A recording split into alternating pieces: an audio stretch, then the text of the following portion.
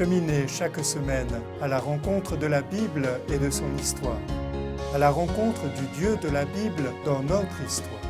Écoutez les mots du livre, feuilletez les pages du livre et nous émerveillez de ce qu'elles disent.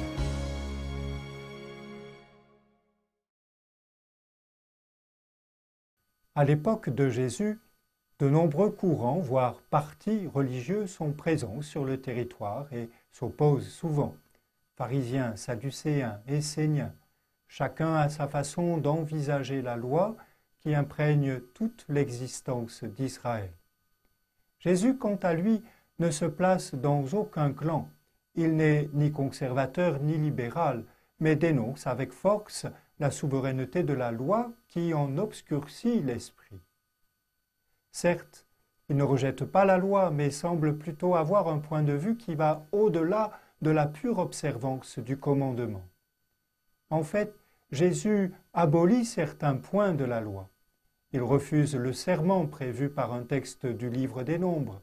Il refuse la démarche de répudiation que le Deutéronome envisageait en certains cas.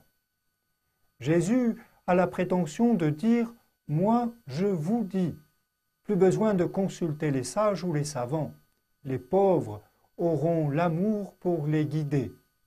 Jésus parle comme s'il disposait de l'autorité du législateur, de Dieu lui-même. C'est que le règne de Dieu est là, qui bouscule le passé et s'adresse à tout le peuple.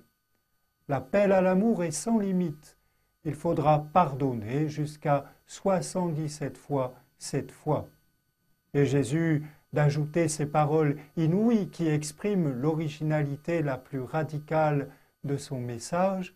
« Moi, je vous dis, aimez vos ennemis, afin de devenir fils de votre Père qui est aux cieux, car il fait lever le soleil sur les bons et les méchants. » Jamais personne en Israël n'avait invité à l'amour des ennemis. Jésus, lui, appelle à l'absolu de l'amour. Le règne qu'il annonce n'est pas celui de la morale édictée, mais celui de l'union vivante avec Dieu.